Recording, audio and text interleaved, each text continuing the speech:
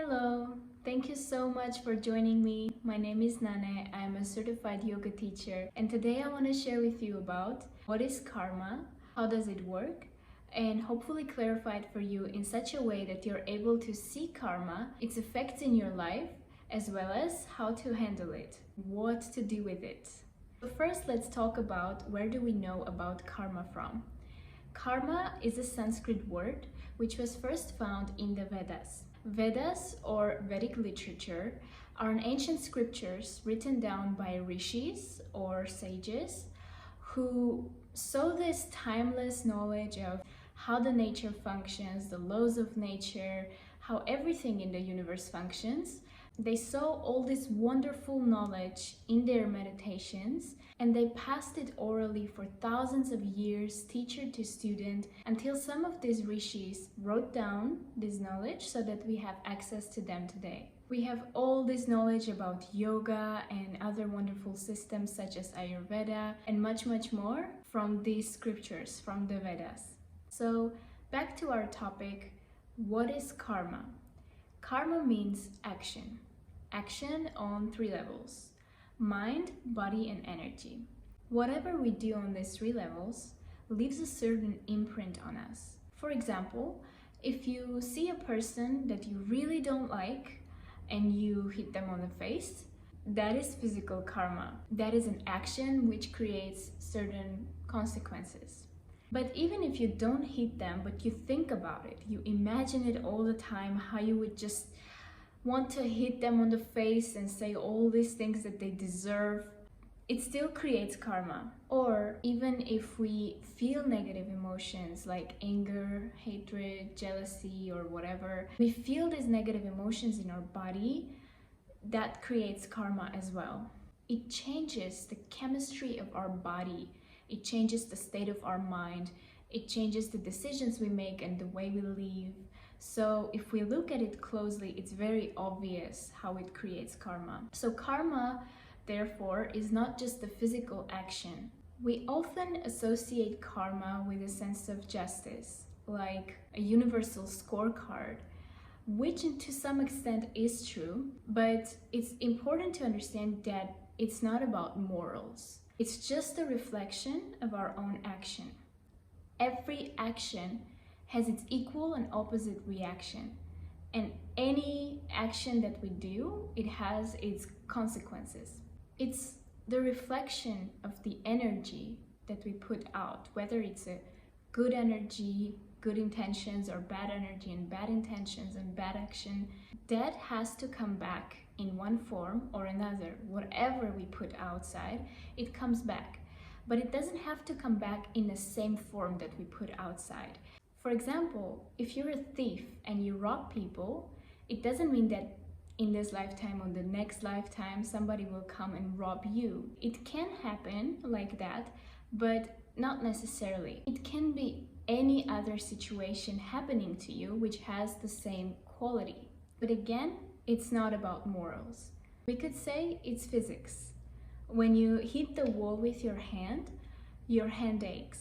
Not because the wall is mad at you and it wants to hurt you back because you hit it. Your hand aches because the wall responds to your hand with the same amount of force that you put on the wall. So it's physics, we know it from physics, and the karma is just same. It works the same way.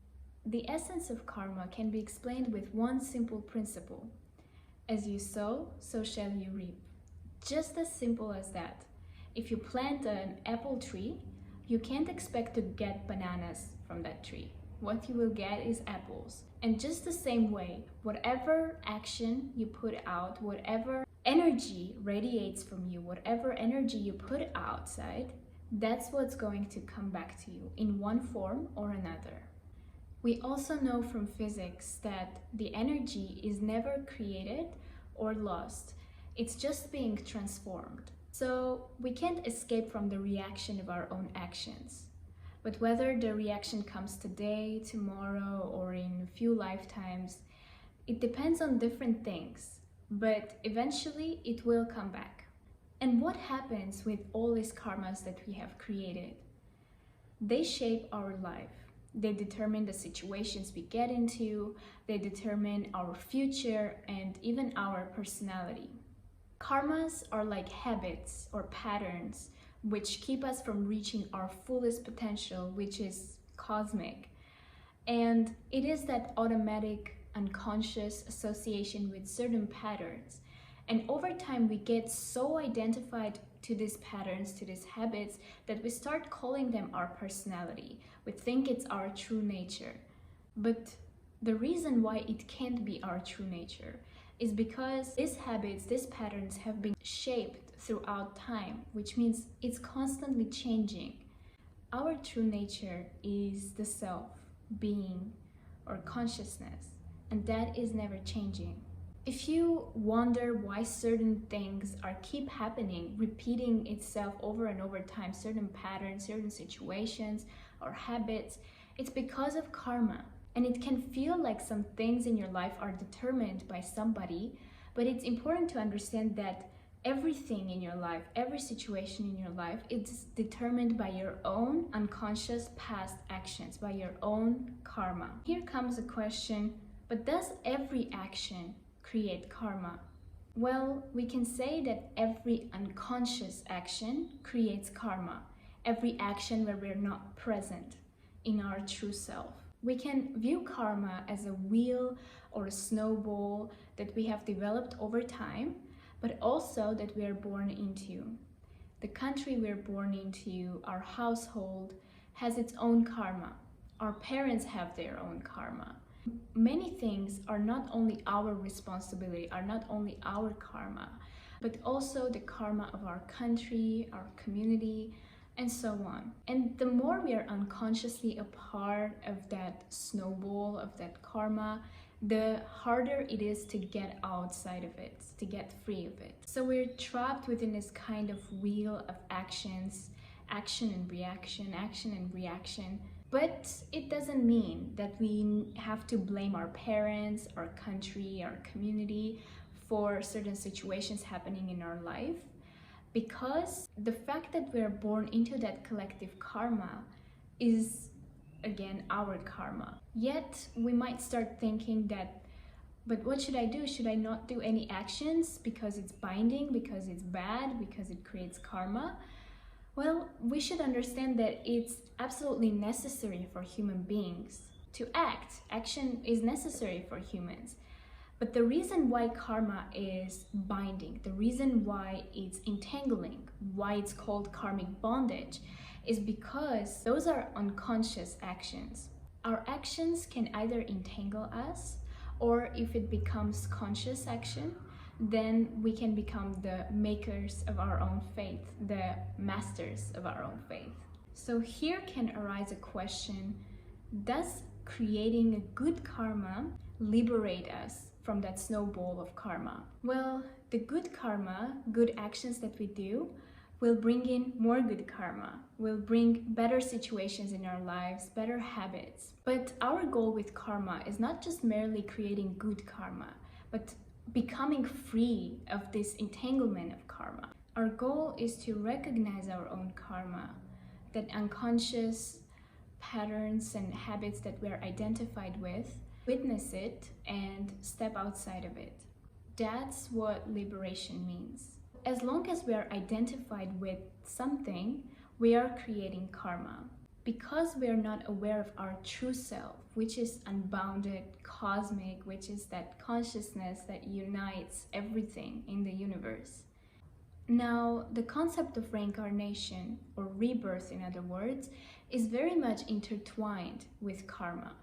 If you do believe in rebirth, then we can say that it's accumulated karma of our past lives that shapes our life, that brings all these situations and habits in our life.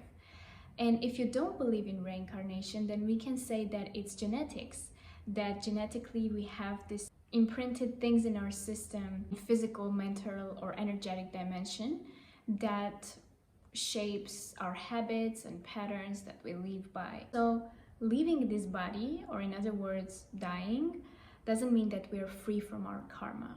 Because according to these ancient scriptures and the sages who wrote these scriptures, we're born many times until we work out all of our karma and get free of this cycle of birth and death.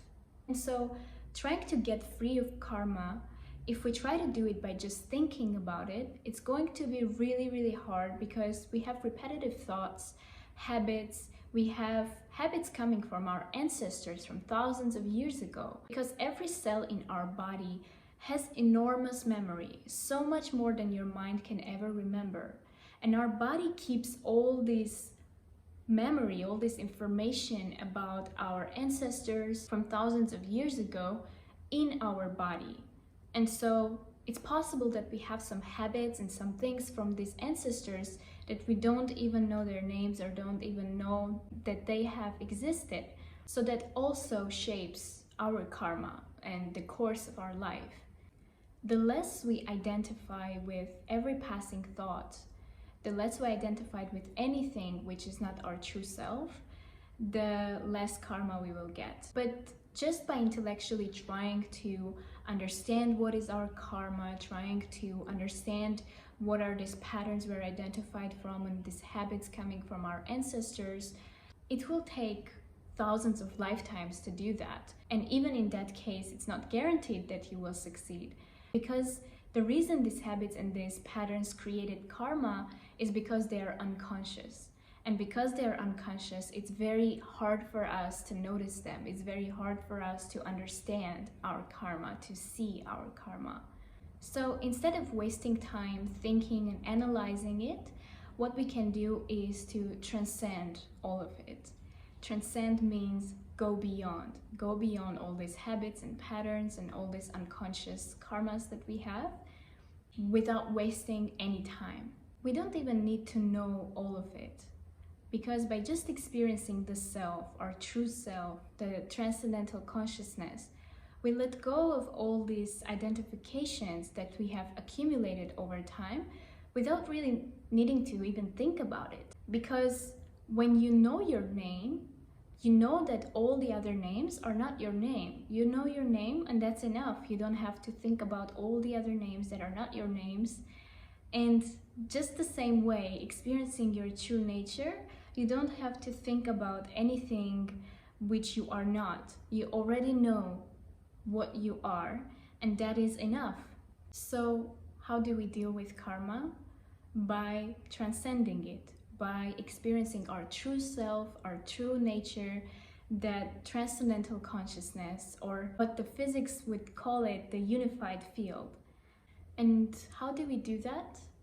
Through meditation practice, which we will discuss another time to keep this video short. But what it does, what meditation does, what experience of transcendental consciousness does, is it aligns us with the nature. We're getting aligned with the natural laws, and not only we're not creating more karma, but also we're getting rid of the past karma, just very simply and easily. So that is how you deal with karma, by just becoming a more conscious and more happy person. And also, when you get free of your own karma, you help others to get free of theirs too, without even needing to do anything, but just merely being. Help to shift the collective karma and liberate others as well, by just liberating yourself from your own karma. I hope this video was helpful for you and it gave you more clarity on this topic and maybe a new perspective on life. If you have any questions or suggestions, please leave them down below in the comments and I will reply to all of them. If this was helpful for you, please show me your love by just giving me a thumbs up. Thank you so much for being here, and I'm looking forward to connecting with you again soon.